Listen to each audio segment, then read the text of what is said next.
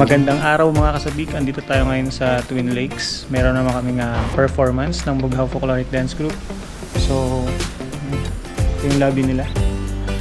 May magandang portrait dun. Portrait pa yun. Or collage. Or kung anumang art nandun sa likod. So, samahan nyo muna ako ngayong araw na ito para sa aming performance. So, mapapa-include to sa bagong episode ngayong week.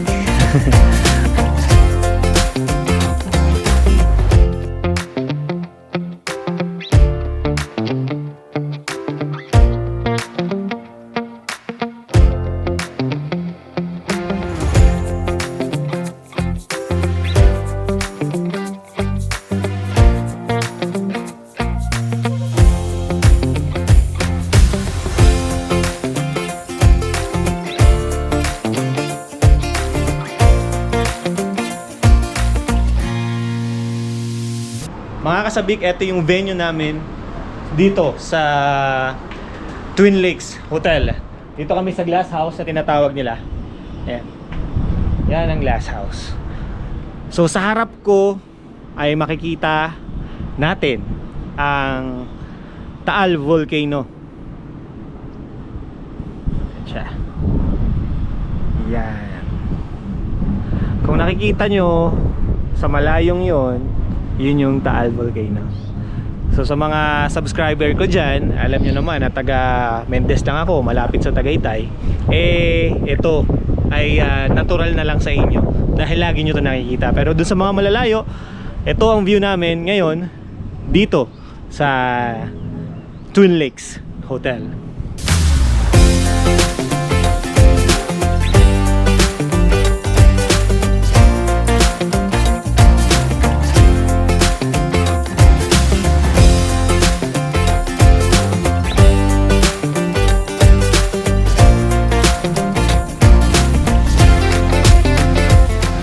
Mga kasabik, hindi ko dala yung drone ko. Sana nakapagpalipad tayo para makita natin yung buong area. Okay pa naman yung weather ngayon. Kung doon yung Taal Lake at saka Taal Volcano, andito naman sa kanan ko, dito sa kinakatayuan ko, yung kanilang mga residences, kung ano man ang tawag nila dito. Kasi first time ko dito makapag-perform, first time ko makapunta, hindi ko pa alam kung ano mga to. So ayan, yan, nakita nyo ba yan? So yan yung mga ewan ko kung yan yung binabayaran nila dito, yung residence. Ito po sa kanan. Dito yung hotel. Ito yung kabuuan. Ito yung hotel. Yan. Tapos dito, yan yata yung mga condominiums. Basta ganun. Yan. Kaya ito pa. Nakatayo siya sa hill o dun sa mismong gilid ng bundok ng Tagaytay. Pero ang lugar na ito ay sakop na yata ng Laurel, Batangas, kung hindi ako nagkakamali. Yan, diba? Enjoy. Ando naman sila sa loob, sa sound check na sila ng mga instruments namin. So ayun. Yan, andyan sa loob si Sir Randy at saka yung musicians. So tara, pasok tayo. Tingnan natin kung anong nangyayari. Yung weather ngayon hindi masyadong malamig, hindi rin masyadong mainit. Tamang-tama lang sa ngayong araw na ito. So ito sila.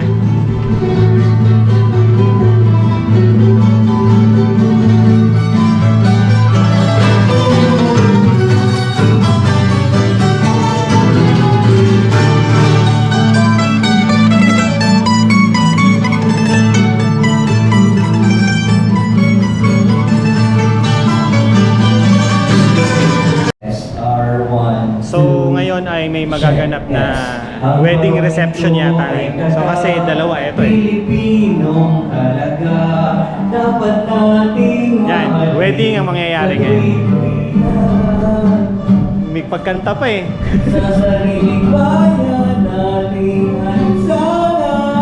So nakapag-blockings na kami, sound check na kami. Hinintay na lang namin yung time slot ng aming performance. So yun, dito yung dressing room namin, isa at saka doon. Kaya standby muna kami, kwentuhan muna tayo ng konti. Tapos, yun, mamaya, show na. Yun naman, nakita nyo naman siguro kanina sa video dyan.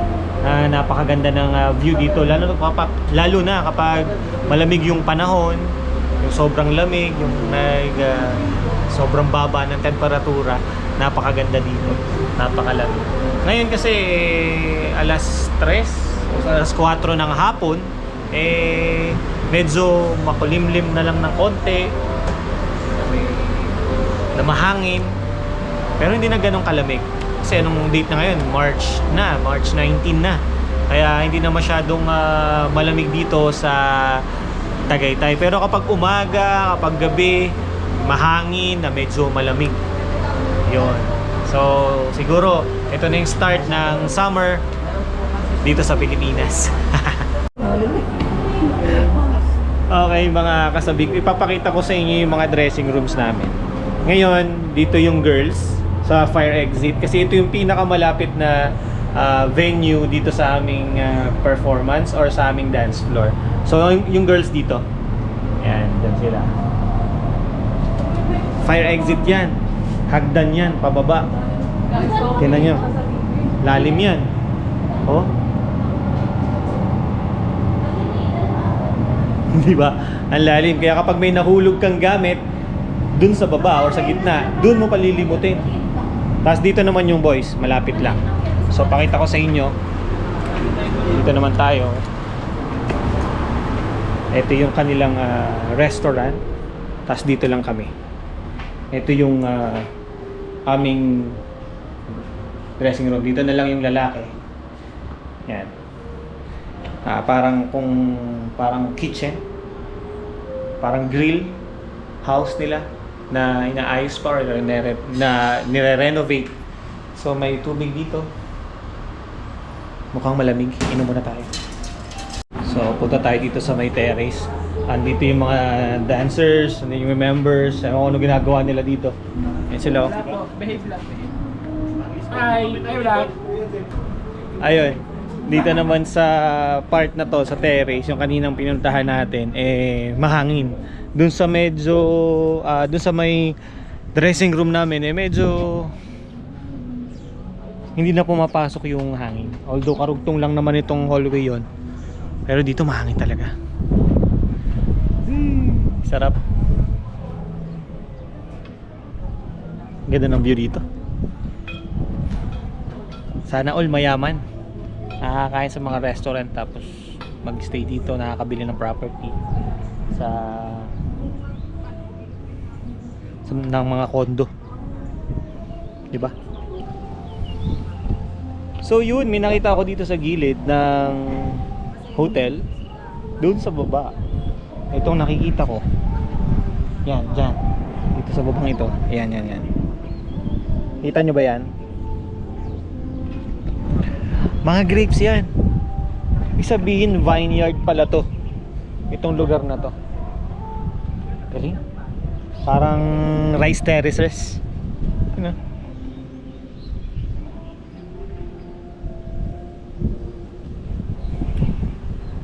Yun yung kanilang taniman ng grapes. Galing.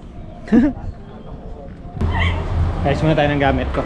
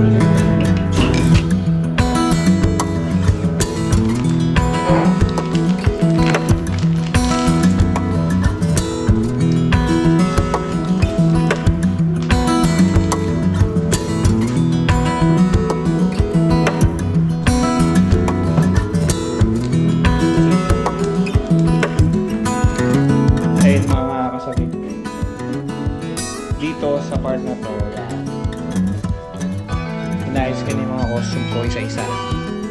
Yan, pang Maria Clara, pang Cordillera, at saka yung pang Aurora. Wala kaming Mindanao ngayon. So yan. Lahat ng props, tulad na props, castanets, necklace, mga costume, dapat nakakalag na yan. Para sa mga quick changes, hindi ka na mahihirapan mamaya. So yun, kinukwento ko lang sa inyo para alam niyo yung mga ginagawa namin during the show. Kasi minsan hindi ko na magbibidyohan yung ginagawa ko, pati yung pagbibihis ko, hindi ko na magagawa. So yun.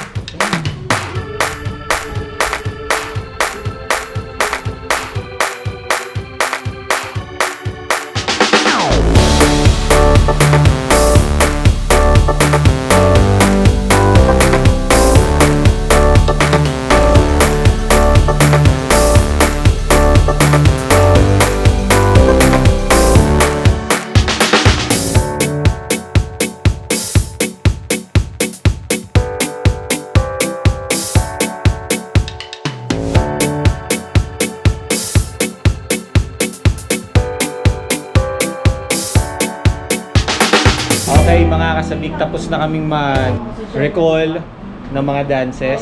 So we are ready para sa performance tonight. Andun lang yung mga gamit namin. Tabay lang muna kami dito sa hallway kasi wala pa naman yung mga guests namin at saka medyo maaga pa. Time check is 4:52, alas 5. Ang aming performance daw ay alas 6. Most of you don't know each other yet.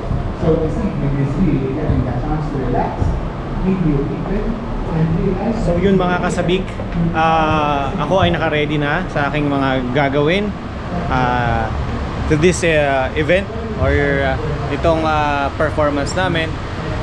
So nakita nyo, nag-start na yung program. So maya maya, pag umupo yan, kumain, tumugtog ang music ng duo, kami na yung sunod. Kaya maya maya magpe-perform na kami, so baka hindi ako makapag-video. Kung makapag-video man, konting-konti lang. Dito ako sa dressing room ng girls. Nakabihis na silang lahat. May trainee po kami dito. Ang pangalan ay Gokusen. Ayun o. Bago yan, bago. Bago, baba. Ewan ko, hindi ko malaman kung ano. Bagong baba. Andito na ako sa dressing room ng boys. Okay na kami. Ready na. Kumakain na sila. After that, kami na. Yan, nagsiset up na sila. Tapos kami na. Mga kasabik, ayan, naka-costume na ako. Ito ang aking costume para sa dance namin with castanets, couple dance. Ayun, malapit-lapit na. 3 minutes, showtime.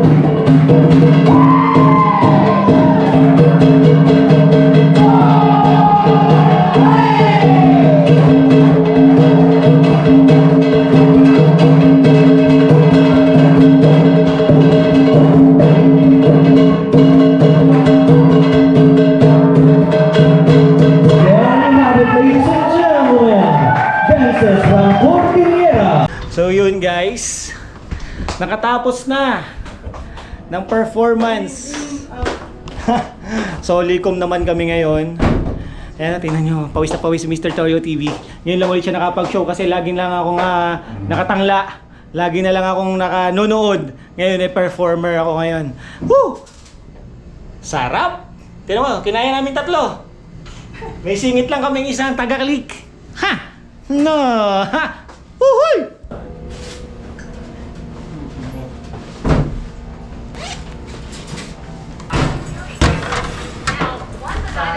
Ayun mga kasabik, tapos na ang performance namin. Nakabihis na ako. Nakikita nyo naman. Ang mga dancers ay nakapaghakot na. Ayan. Tataas na sila ng gamit. Nakapag double check na rin doon. So kami ay uuwi na. So hanggang dito na lang ang aking vlog. Maraming salamat sa panonood. At huwag kalimutang mag-subscribe. Call it a day and celebrate. Let's celebrate. Call it a day. Let's celebrate. Call it a day and celebrate. Let's celebrate. Call it a day. Let's celebrate. Call it a day. No obstacles that we faced did ever slow us down. We knew we'd get here. Went the extra mile in every race. We are duty bound. We push it right on through.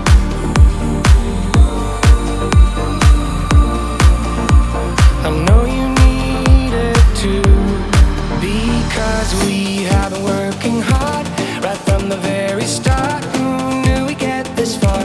But now it's time for us to stay out until it's late. We've come a long way, so we deserve it, man. Call it a day and celebrate.